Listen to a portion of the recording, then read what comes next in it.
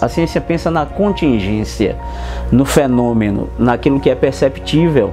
E a religião, de uma certa maneira, ela transcende isso. Colocar uma explicação para aquilo que a ciência não pode explicar. Essas questões não são objeto da ciência, as chamadas grandes questões. É importante ressaltar que a ciência, como ferramenta, ela é neutra. A ciência ela não é tendenciosa. Os agentes que fazem ciência é que são agentes morais. Porque todos nós, em alguma medida, estamos envolvidos pelos temas que pesquisamos. Quando você está fazendo ciência e quando você está no âmbito da sua vida pessoal, então são coisas bem diferentes. Esse mito de que ciência e religião sempre estiveram em conflito, e não é bem verdade isso. Reconhecer a existência do conflito é importante para que a sociedade lide com o conflito.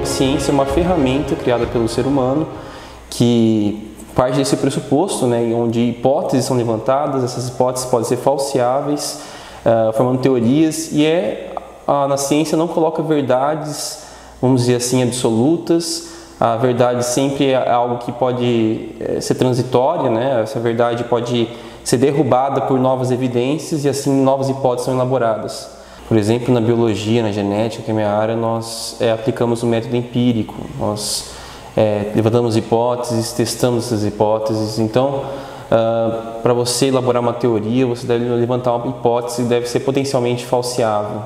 Essa distinção entre ciências da natureza, ciências humanas ou sociais, ela vem lá do século XIX. Por ocasião do positivismo, Comte, Durkheim, surgiu a ideia de se construir o projeto, de se construir uma física social, ou seja, se utilizar das metodologias, das técnicas, enfim, das ciências da natureza para o estudo da sociedade. Né? A sociologia, nesse sentido, seria uma física social. Com o surgimento das humanas, a partir de outras premissas, vai surgir a dúvida, inclusive, se elas são ou não ciência, né? Mas o fato é que realmente a questão ainda continua pelo fato de um historiador, por exemplo, não trabalhar no laboratório com o seu jaleco certinho, né? Então, note o seguinte, a mesma coisa talvez perguntaríamos em relação à teologia, né? Se ela é ou não é ciência.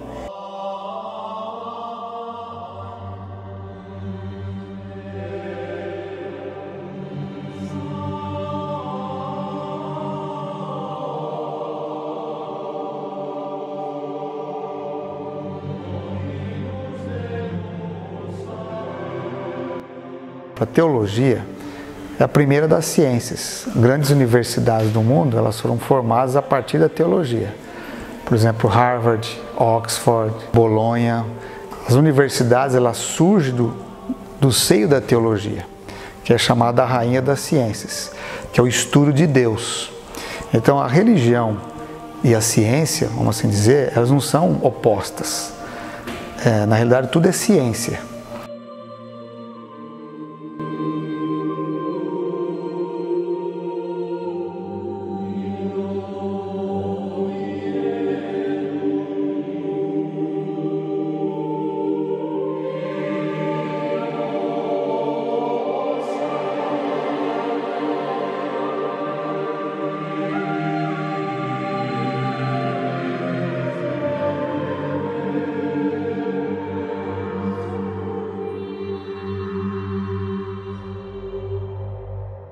Um grande cientista como Isaac Newton, que ocupou a cadeira de física em uma das principais universidades do mundo, na Inglaterra, ele também foi um teólogo, ele foi um escritor de teologia, ele escreveu comentários sobre as profecias de Daniel e Apocalipse.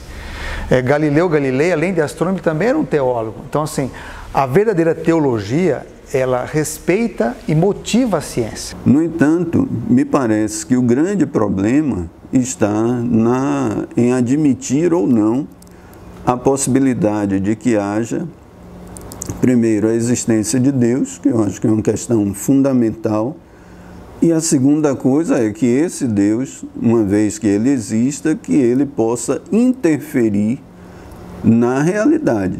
Então, porque isso aqui é o que vai, digamos assim, colocar uma explicação para aquilo que a ciência não pode explicar. Essa questão remete ao século XVIII, quando Schleiermacher, lá atrás, no alemão, percebeu que a teologia estava muito mais ligada à antropologia do que à própria teologia mesmo, por conta do próprio objeto. Deus, enquanto objeto de estudos empíricos, analíticos, não é impossível, né? Agora, o seu povo, a sua comunidade, sim, né? A antropologia trabalha com campo e trabalha por excelência com culturas, e a gente entende religião como uma forma de expressão de culturas. Para você entender um determinado grupo humano, normalmente relações religiosas ou a relação que essas pessoas têm com religião, não apenas o cristianismo, mas também muitas outras, a gente tem que entender o componente religioso. No caso, por exemplo, do Brasil, a gente não entende o processo de colonização do Brasil se a gente desconsiderar que o projeto religioso fez parte da colonização. A coroa portuguesa, né, ela, de alguma forma, o projeto dela não era apenas de tomar um território, mas de se colocar nesse território em várias linhas, inclusive a religião vai ser fundamental nesse sentido. A própria fundação de Salvador, em 1549, na esquadra de Tomé de Souza, vem a Companhia de Jesus para fundar o colégio, os jesuítas. Então, a gente entende determinadas questões quando a gente entende a questão religiosa, né?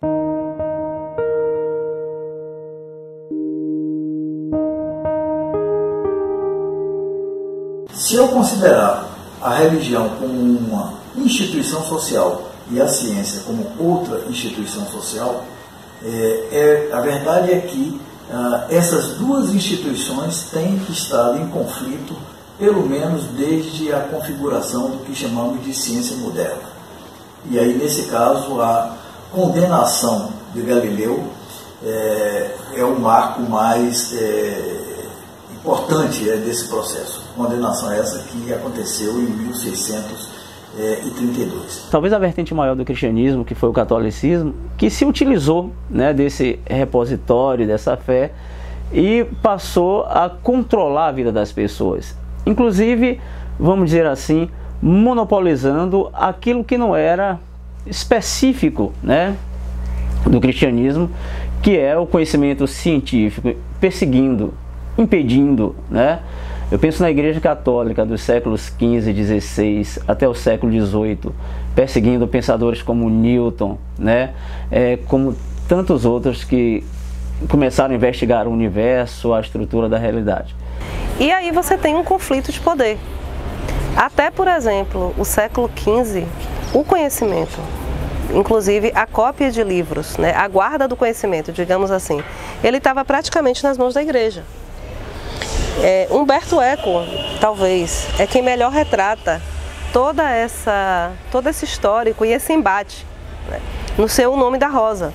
Não à toa ele dizia que O Nome da Rosa era uma obra de ciência, não apenas literatura, né? Ele dizia às vezes que era um tratado de semiótica.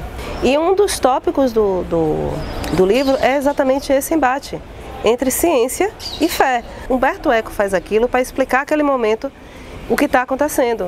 As universidades estão surgindo na própria Itália, né? A Universidade de Bolonha é uma das mais antigas do mundo. Então, na verdade, eu acho que isso está mais ligado, não necessariamente a que, não é que a igreja, pelo contrário, a igreja fez muita ciência. Tomás de Aquino, mas Santo Agostinho e vários outros grandes cientistas dentro da própria igreja. Pasteur, Copérnico, Newton, eram pessoas que perceberam pela Bíblia que podia ter uma visão de mundo diferente dos dogmas religiosos. Visão de mundo bíblico e dogma religioso não são sinônimos perfeitos.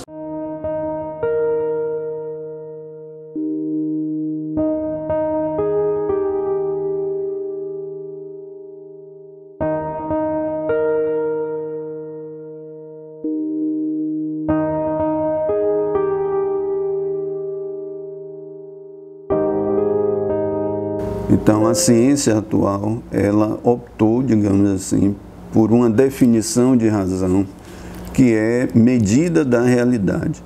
Então, aquilo que a minha razão é capaz de alcançar, aquilo que a razão é capaz de mensurar, de medir, não é? Aquilo que ela é capaz de entender, isso faz parte da realidade como algo razoável. Tudo aquilo que escapa a essa capacidade da razão como medida foi colocado no âmbito do irracional. Eu sempre digo para os meus alunos que uma parte considerável da bibliografia da disciplina vai ser a Bíblia.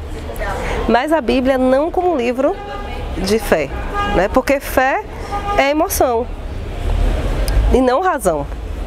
Mas a Bíblia também é um livro de razão, porque quando você estuda a Bíblia do ponto de vista da literatura, do ponto de vista da antropologia, do ponto de vista da história, né, principalmente da questão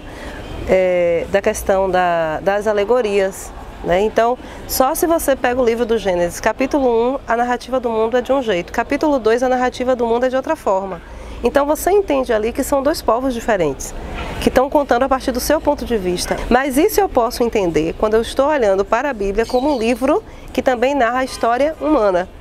Eu não posso acreditar, nesse momento eu não posso usar a fé, porque a fé é eu acredito ou eu não acredito que o mundo foi feito daquela forma. Então a gente não está em bases científicas, a ciência é experimentação, a fé é emoção. Você sente ou você não sente? Então são coisas diferenciadas. A Bíblia como livro sagrado, ele é um estímulo ao desenvolvimento do ser humano. Então a partir da Bíblia, por exemplo, nós podemos estudar teologia, filosofia, arqueologia e muitas outras ciências. Ela estimula o pensamento de relacionamento com Deus a partir da sua instrumentalidade, que é o livro sagrado. Por exemplo, a astronomia tem muito a ver com a Bíblia, fala muitas coisas sobre astronomia, porque ela parte do pressuposto de Deus como Criador e Deus sendo originador das ciências, dando ao homem as condições do ser humano se desenvolver, pesquisar, ter curiosidade, né? Sistematizar o conhecimento.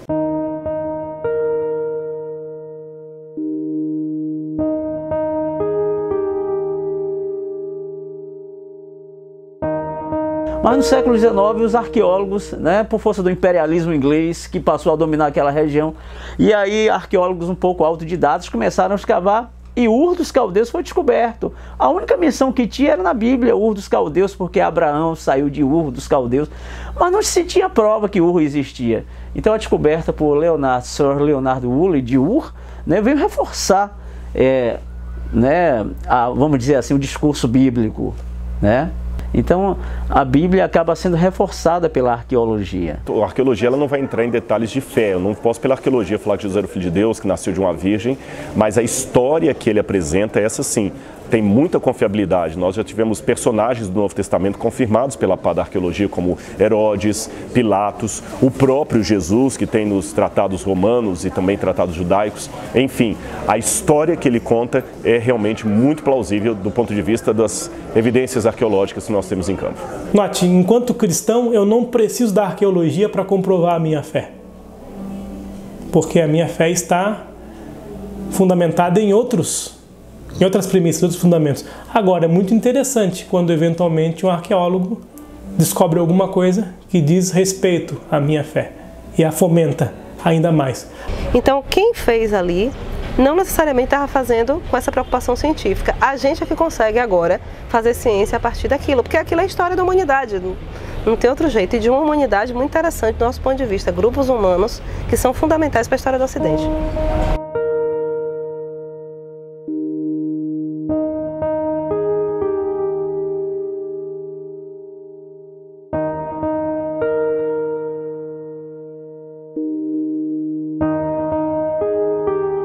A recepção das ideias de Darwin sobre a evolução, por exemplo, essa recepção foi muito dificultada e em algumas áreas algumas áreas do planeta, essa recepção ainda é dificultada por resistências de natureza religiosa. Aqui as pessoas estudam criação e evolução. No mundo estatal, não tem espaço para o criacionismo, ou seja, não existe democracia no ensino estatal. Existe sim um discurso de democracia, mas na prática não tem isso. Então, nessa prática acadêmica, Hoje o padrão é realmente fazer uma crítica ao criacionismo, ter uma visão ateísta ou agnóstica. Isso pode atrapalhar um pouco, né, realmente. Mas sempre é uma questão de grupos de poder que querem dominar aquela localidade, né? Há alguns séculos atrás, por exemplo, quem não fosse cristão certamente era perseguido por isso, porque as faculdades que surgiram no mundo, as universidades, elas eram cristãs, todas elas. Aí a partir de um tempo isso foi mudando. Quem estudou, trabalha em universidade, sabe que não existe essa pluralidade de ideias como o próprio conceito da universidade deveria proporcionar. Infelizmente, existe algumas correntes que são dominantes, e se você pensar fora do arranjinho, você é excluído. Então, mas isso não quer dizer que conhecimentos religiosos não podem ser conciliados com a ciência. Nós recebemos alunos de todas as crenças e descrenças. E quando recebemos tais alunos numa instituição confessional, é inevitável que esses temas ganham espaço, porque essa riqueza de visões possibilita um debate. Tomando a filosofia, nós sabemos que Sartre era ateu, militante, entre aspas. Essa militância se dá por parte de algumas percepções. Ele pouco falou, pouco escreveu sobre Deus em sua obra, não precisava disso, todos sabiam que ele era. Então uma coisa acabou não contaminando outra. Agora, tomemos um exemplo da literatura do século XIX, Dostoiévski. Tem muita gente da academia que não o lê porque sabe que ele foi influenciado pelo cristianismo, e alguns acham que esse cristianismo acabou contaminando a sua obra. Então a discussão entre ciência e religião, ou ciência versus religião, ela acaba sendo ruim porque contamina. A minha perspectiva bíblica, antropológica, é de integralidade. Portanto, ciência e religião fazem parte de um mesmo plano, que se complementam.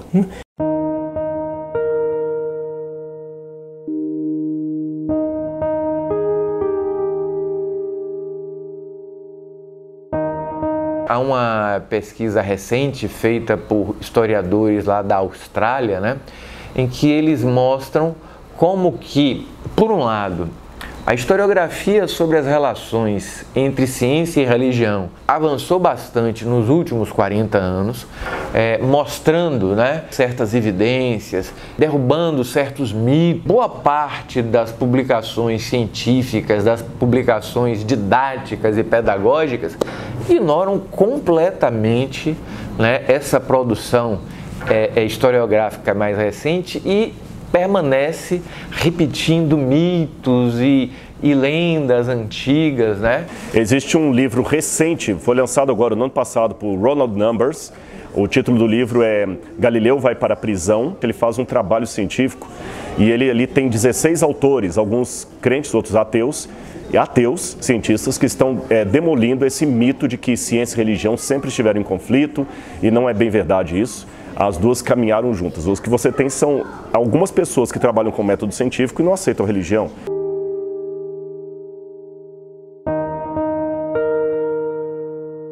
Eu não sou otimista quanto à possibilidade de diálogo entre as duas instituições, porque o diálogo pressupõe que as duas partes possam ceder e fazer concessões nas suas afirmativas.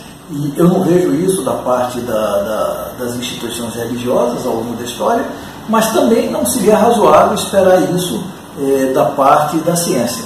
Não seria razoável você esperar que uma afirmativa da ciência pudesse ser relativizada ou atenuada por considerações, sejam religiosas, sejam sociais, sejam políticas. Então, o diálogo eu acho pouco provável, pouco possível, porque a ciência tem um projeto de autonomia que é intrínseco à produção da própria ciência.